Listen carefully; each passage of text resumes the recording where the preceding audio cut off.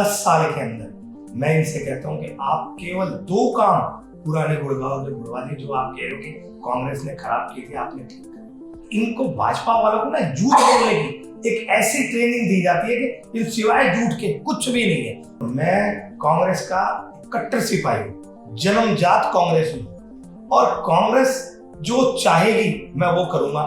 मुझे चुनाव लड़वाना चाहेगी तो 100% चुनाव लड़ूंगा। एक एम है गुड़गांव को लेके, जो आज न्यू गुड़गांव और ओल्ड गुड़गांव में इन लोगों ने फर्क डाला उसको दूर करने का, जो मूलभूत सुविधा है आज जनता को नहीं मिल पा रही उसको करने का एक ऐसा रोड मैप, एक ऐसा प्लान तैयार किया है गुड़गांव के लिए कि लोगों को लगेगा कि भाई अब फर्क है।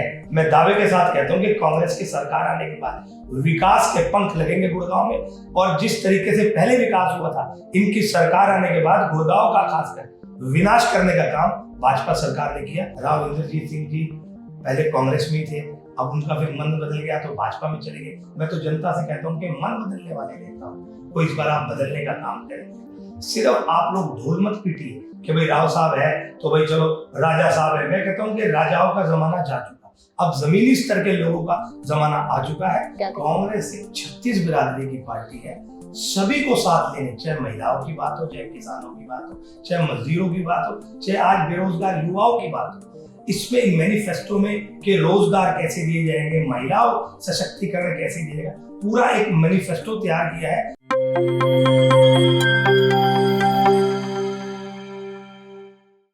नमस्कार, मैं हूं कोमल राव। एनजेपी हरियाणा के मंच पर आज हमारे साथ मौजूद हैं गुरुग्राम से कांग्रेस के वरिष्ठ नेता पंकज डावर जी। सर, सबसे पहले आपका स्वागत है। मैं आपके सभी दर्शकों का अभिवादन करता हूं और आपका धन्यवाद करता हूं कि आपने हमें समय दिया। सर, सबसे पहले ये बताइए, गुरुग्राम में कांग्रेस लोकसभा चुनाव के लिए कितनी तैयार है? लोकसभा के लिए कांग्रेस पूरे तरीके से तैयार है। जमीनी स्तर पर कांग्रेस का हर कार्यकर्ता आज जनता के बीच में है और जिस तरीके से आज मोदी सरकार की नीतियों से जनता त्रस्त है, लोग टकटकी लगाकर आज कांग्रेस की तरफ देख रहे हैं और मैं दावे के साथ कहता हूं कि इस बार चुनाव में करिश्माई नतीजे आएंगे। आपने गुड़गांव को करीब से देखा है, क्या समस्याएं ऐसी रही जिनका समाधान नहीं हो पाया? भाजपा अपने किन वादों पे नहीं खड़ी उतर पाई? देखिए, गुड़गांव में मेरा जन्म हुआ, गुड़गांव में ही मेरी पढ़ाई हुई, मेरी कर्म भूमि गुड़गांव ही है। इन्होंने नाम गुरुग्राम कर दिया गुड़गांव का बदल के, लेकिन सुविधाओं के नाम पर शून्य। आज नया गुड़गांव और पुराने गुड़गांव में डिफरेंस देखिए, आपने एक का नाम रख दिया न्यू गुड़गांव, एक का ओल्ड गुड़गांव, और जबकि ओल्ड गुड़गांव नींव थी। अगर हम विकास की बात करें तो आप रेलवे स्टेशन से लेके और राजीव चौक तक का एरिया जो इनकी नजर में ओल्ड गुड़गांव है, वहां पर अगर आप देखिए तो एक नीचा गुड़गांव जिसको हम कह सकते हैं कि अगर बारिश आती है तो डूबता गुरुग्राम दिखता है। सड़कों की हालत बद से बदतर है, कूड़ा ग्राम के नाम से जो कि मशहूर हो चुका था पीछे, और अब दोबारा 2-4 दिन से फिर वही हालात हो गए। तो गुड़गांव में तो सुविधाओं का इतना जबरदस्त अभाव है कि बताना भी बड़ा मुश्किल है। आप देखिए, एक आम आदमी क्या चाहता है? रोटी, कपड़ा और मकान। एक मीडियोकर फैमिली का लोग चाहता है कि मेरे पास एक गाड़ी हो छोटी, मैं उसको चलाऊं तो रोड ठीक ठाक हो, मेरे बच्चे स्कूल जाए और घर में एक सेफ्टी का माहौल हो। आज उन सब चीजों को देने में आज देखिए सरकार पूरे तरीके से विफल साबित हुई। पीछे आपने गुड़गांव में देखा ही था जिस तरीके से ट्रैफिक जाम हुआ था और जो पानी भरा था शहर के अंदर, उसका तो पूरे विश्व में मैं कहता हूं कि इसका भी डंका बजा था कि देखिए ऐसा गुड़गांव है जो ये दिखाते हैं न्यू गुड़गांव की तस्वीर और ओल्ड गुड़गांव की तस्वीर, और न्यू गुड़गांव के भी हालात जो है बद से बदतर है। जितने भी इन्होंने अंडरपास बनाए सब पे आप चाहे नाव चला दो, इतने बुरे हालात में आज गुड़गांव है। तो मैं तो जनता से भी आपके माध्यम से अपील करता हूं कि आप विकास कार्य को देखिए। सिर्फ आपको एक आध बाहर की सड़क दिखा देंगे कि हमने ये बनाया, और मेट्रो के नाम पे आजकल धोखा दिया जा रहा है कि मेट्रो को ओल्ड गुड़गांव से जोड़ेंगे। कौन से ओल्ड गुड़गांव से जोड़ेंगे? राजीव चौक से जोड़ोगे, मिनी सेक्रेटरिएट कोर्ट सब कुछ यहाँ पर है, उसके बावजूद यहाँ मेट्रो का स्टॉप नहीं है। ओल्ड गुड़गांव क्या, सोना रोड से लेके और 5 सेक्टर से मेट्रो का रूट निकाला जाए, पूरे गुड़गांव को दरकिनार करके मेट्रो का रूट बनाए, सिर्फ और सिर्फ बिल्डरों को फायदा पहुंचाने के लिए। बट भाजपा लीडर्स तो कहते हैं कि पहले जो गुड़गांव का डेवलपमेंट प्लान कांग्रेस टाइम में किया गया वो सही तरीके से नहीं किया गया, वो तो बल्कि सही कर रहे हैं, धीरे धीरे कनेक्टिविटी सही कर रहे हैं, जो पानी भर जाता है उसकी समस्या उसका समाधान कर रहे हैं। देखिए, 10 साल के अंदर मैं इनसे कहता हूं कि आप केवल 2 काम पुराने गुड़गांव के गुड़वा दिए। जो आप कह रहे हो कि कांग्रेस ने खराब की थी, आपने ठीक करी, ऐसा कुछ भी नहीं। क्योंकि इनको भाजपा वालों को ना झूठ बोलने की एक ऐसी ट्रेनिंग दी जाती है कि इन सिवाय झूठ के कुछ भी नहीं है। मैं कहता हूं आप बताओ ना 10 साल में आपने क्या किया। अगर एक सरकारी अस्पताल, जनता तरस रही है, इतने बुरे हालात कर दिए, उसके लिए हम कह के थक गए, वहां पार्किंग बना दी। बोले क्या पार्किंग की जरूरत नहीं? मैं कहता हूँ बिल्कुल जरूरत है। तो क्या अस्पताल की जरूरत नहीं है? इस सरकार में गरीब आदमी और गरीब हो रहा है। और मैं इस कहने में मुझे कोई गुरेज नहीं, आज गरीब आदमी अमीर आदमी को भगवान मानने लग गया है। इतना ज्यादा फासला बढ़ चुका है। अमीरों की सरकार है और बुरे हालात में आज अमीर है। आप चाहे सफाई व्यवस्था, चाहे आप स्वास्थ्य जो सेवाएं हैं वो देखिए, चाहे आप स्कूलों के हालात देखिए। सरकारी स्कूल बंद करने का काम किया, बेटी बचाओ बेटी पढ़ाओ का नारा देते, और उसके बाद आज बेटियों के क्या हालात है। हर जगह भ्रष्टाचार फैला हुआ है। आप कोई भी ऐसा महकमा सरकारी दिखा दो कि जिसके अंदर भ्रष्टाचार ना हो। सिर्फ दिखावे के लिए ये रेड कर रहे हैं, भ्रष्टाचारियों को पकड़ रहे हैं, उसके बाद क्या होता है?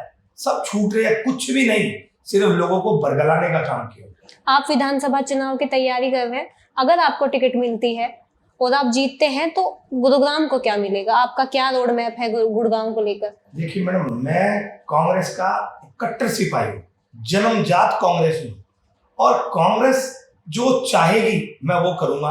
मुझे चुनाव लड़वाना चाहेगी तो 100% चुनाव लड़ूंगा। एक एम है गुड़गांव को लेके, जो आज न्यू गुड़गांव और ओल्ड गुड़गांव में इन लोगों ने फर्क डाला, उसको दूर करने का। जो मूलभूत सुविधा है आज जनता को नहीं मिल पा रही, उसको करने का एक ऐसा रोड मैप, एक ऐसा प्लान तैयार किया है गुड़गांव के लिए कि लोगों को लगेगा कि भाई अब फर्क है। अभी जो हमारे चाहे विधायक है, मैं किसी की बुराई नहीं कर रहा, आज कोई विधायक को आप जो है रेलवे स्टेशन की साइड जाइए या और कॉलोनी में जाइए, आप विधायक का नाम पूछिए, अगर लोग जानते भी हो तो। जनता से दूर हो चुके हैं और जनता भी अपना मन बना चुकी है। मैं दावे के साथ कहता हूं कि कांग्रेस की सरकार आने के बाद विकास के पंख लगेंगे गुड़गांव में, और जिस तरीके से पहले विकास हुआ था, इनकी सरकार आने के बाद गुड़गांव का खासकर विनाश करने का काम भाजपा सरकार ने किया, और हम वही दोबारा से विकास की पटरी पर गुड़गांव को लाएंगे। लोकसभा चुनाव सर पर है, आपकी पार्टी का संगठन नहीं बना है अभी, तो क्या तैयारी है? कैसे आप लोगों तक पहुंचेंगे? आपको नहीं लगता कि संगठन का ना बन पाना चुनाव में घाटे का सौदा हो सकता है? देखिए, किसी भी पार्टी के लिए संगठन रीढ़ की हड्डी के जैसा होता है, इस बात आपकी बिल्कुल ठीक है। लेकिन ऐसा नहीं है कि हमारा संगठन नहीं। आप यूथ कांग्रेस देखिए, महिला कांग्रेस देखिए, NSUI देखिए, और जितने भी और अग्रणी हमारे संगठन है, इंटेक है, ये सभी संगठन है और सभी जमीनी स्तर पर काम कर रहे हैं। आप देखिए, जब हमारा संगठन नहीं था उस समय भी 31 सीट हम लोग विधानसभा में लेकर आए थे। तो आप देखिए, संगठन लोग कांग्रेस के साथ एक दिल से जुड़े हुए हैं, और संगठन की घोषणा कभी भी हो सकती है।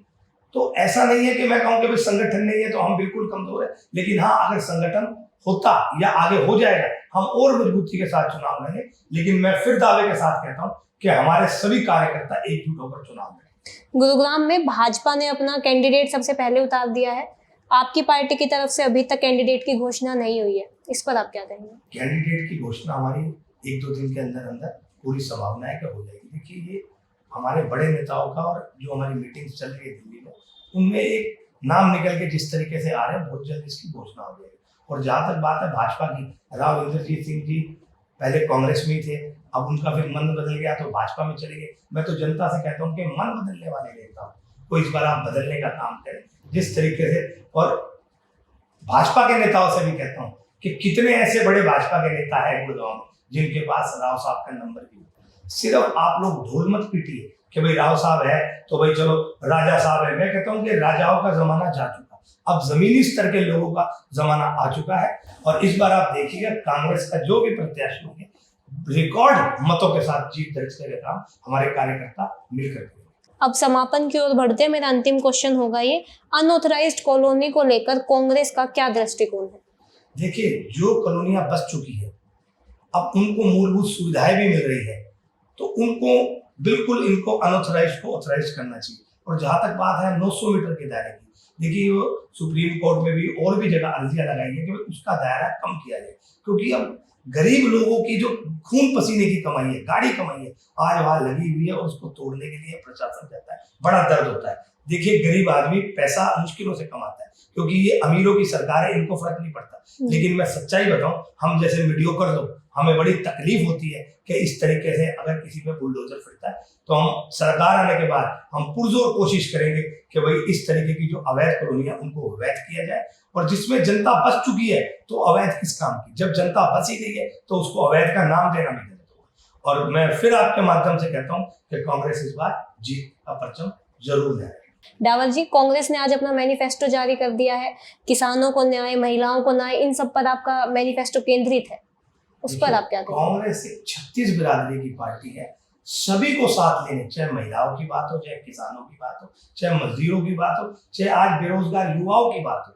इसमें मैनिफेस्टो में कि रोजगार कैसे दिए जाएंगे, महिलाओं सशक्तिकरण कैसे दिएगा, पूरा एक मैनिफेस्टो तैयार किया है।